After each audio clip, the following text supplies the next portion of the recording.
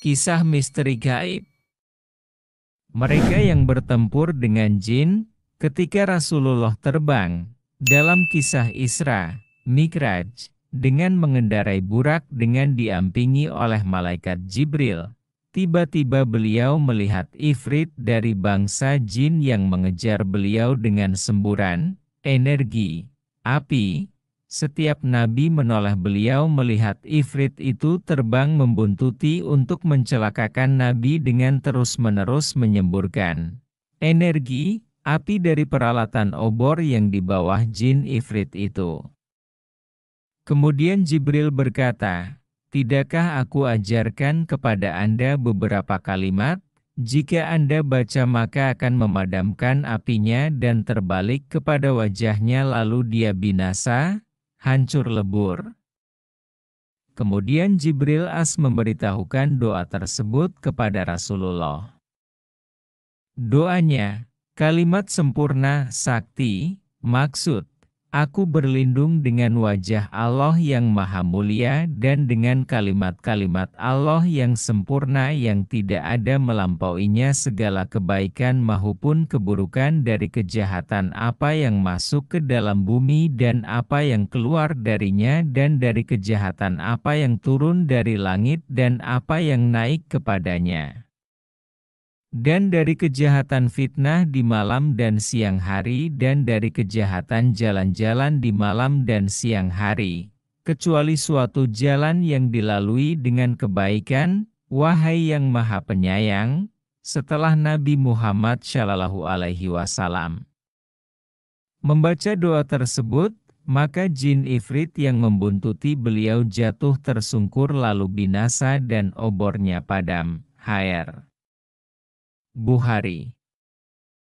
Rasulullah bertempur dengan jin ketika sholat, sesungguhnya setan merintangiku dan berbuat kasar kepadaku untuk merusak syalatku, namun aku diberi kekuatan oleh Allah untuk mengalahkannya hingga aku pun mencekiknya. Sungguh muncul dalam diriku keinginan untuk mengikatnya pada salah satu tiang di masjid hingga pagi agar kamu dapat menyaksikannya. Namun tiba-tiba aku teringat ucapan saudaraku, Sulaiman, "Ya Tuhanku ampunilah aku dan berikanlah aku kerajaan yang tak layak buat seorang pun sesudahku." Quran Surat Syad 35, SY. Maka Allah pun menolaknya dalam kehinaan. Hr. Al-Bukhari dan Muslim. Lihat Syahih Al-Bukhari juz 1 halaman 209 dan Syahih Muslim juz 1 halaman 242. An-Nasa'i meriwayatkan atas syarat perawi Al-Bukhari. Dari Aisyah radhiyallahu anha, sesungguhnya Nabi sholat, lalu setan datang, maka beliau memegangnya, menjatuhkannya, lalu mencekiknya. Rasulullah bersabda, hingga aku merasakan dingin lisannya di atas tanganku. Kalau bukan karena doa Nabi Sulaiman niscaya ia tetap diikat hingga orang-orang melihatnya. 1. Dan diriwayatkan oleh Ahmad dan Abu Daud dari hadits Abu Sa'id dan padanya, aku menurunkan tanganku, aku tetap mencekiknya hingga aku merasakan dingin air liurnya di antara dua jemariku ini yaitu jempol, ibu jari dan yang di sampingnya, telunjuk. Rasulullah Shallallahu Alaihi Wasallam berdiri melakukan sholat lalu kami dengar beliau mengatakan, aku berlindung kepada Allah darimu. Setelah itu beliau mengatakan, aku melaknat kamu dengan laknat Allah, sebanyak 3 kali seraya menjulurkan tangannya seakan-akan beliau menggapai sesuatu. Ketika beliau telah selesai sholat, kami bertanya, "Ya Rasulullah, tadi kami mendengar engkau mengucapkan kata yang belum pernah kami dengar dari engkau mengucapkan itu sebelumnya dan kami pun melihat engkau mengulurkan tanganmu." Rasulullah Shallallahu Alaihi Wasallam bersabda, "Sesungguhnya musuh Allah, Iblis datang membawa obor api hendak diletakkan di wajahku, lalu aku berkata, "Aku laknat engkau dengan laknat Allah yang sempurna." Maka iblis pun mundur sebanyak 3 langkah. Aku bermaksud menangkapnya. Demi Allah, sekiranya bukan karena doa saudaraku Sulaiman, niscaya pagi harinya ia benar-benar terikat dan dapat dijadikan mainan anak-anak Madinah. HR Muslim Juz 1 halaman 244. Ubay bin Ka'ab dan Abu Hurairah menangkap dan menginterogasi jin pencuri. Dari Ubay bin Ka'ab, dahulu mereka memiliki suatu wadah tempat mengeringkan kurma. Di dalam wadah itu terdapat biji kurma. Pada suatu hari mereka mendapati jumlah kurma di dalamnya berkurang. Maka pada suatu malam mereka menjaganya dan tiba-tiba ada suatu makhluk seperti seorang anak yang berumur balik. Lalu aku pun memberinya salam dan ia menjawabnya. Aku berkata, "Engkau manusia atau jin?" Makhluk itu menjawab, "Jin." Aku berkata, "Perlihatkanlah tanganmu." Ternyata tangan itu adalah tangan anjing dan rambutnya pun rambut anjing. Aku berkata, "Beginikah bentuk jin?" Jin itu menjawab, "Engkau telah mengenal bentuk jin. Tetapi di antara mereka ada lagi yang lebih menakutkan dariku." Aku bertanya, "Mengapa engkau mencuri?"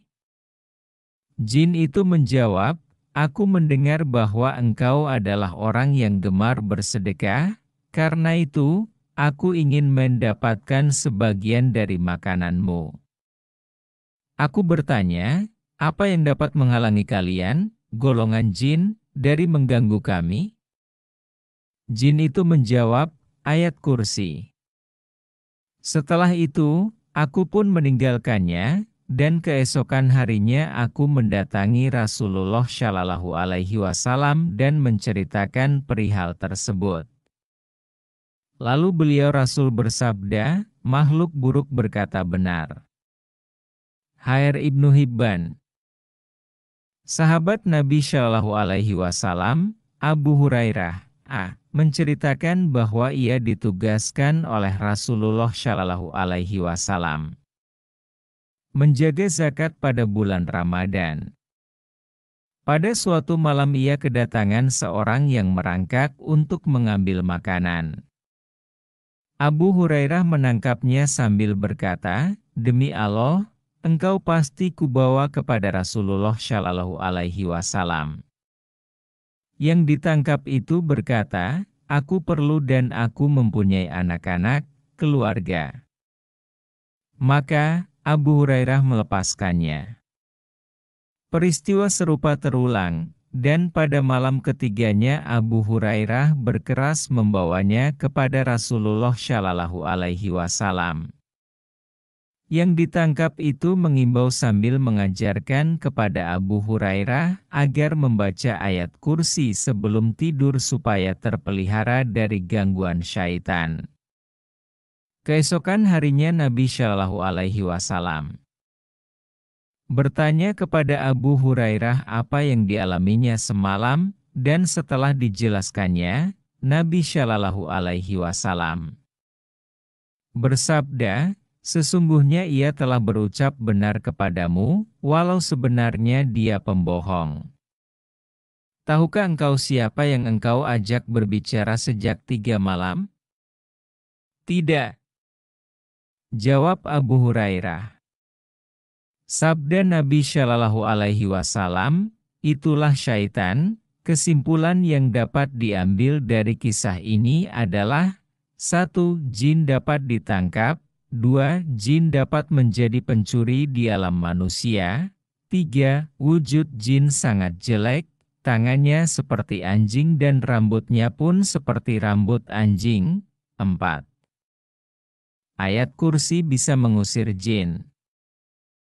Khalid bin Walid membunuh jin Uzza. Dari Abu Al-Tufail, beliau bercerita, ketika Rasulullah Shallallahu Alaihi Wasallam menaklukkan kota Mekah, beliau mengutus Khalid bin Al-Walid ke daerah Nahlah, tempat keberadaan berhala Uzza. Akhirnya Khalid mendatangi Uzza, dan ternyata Uzza adalah 3 buah pohon samurah. Khalid pun lantas menebang ketiga buah pohon tersebut. Ketiga buah pohon tersebut terletak di dalam sebuah rumah. Khalid pun menghancurkan bangunan rumah tersebut. Setelah itu Khalid menghadap Nabi Shallallahu Alaihi Wasallam dan melaporkan apa yang telah dia kerjakan. Komentar Nabi, kembalilah karena engkau belum berbuat apa-apa. Akhirnya kembali. Tatkala para juru kunci, Uzza melihat kedatangan Khalid.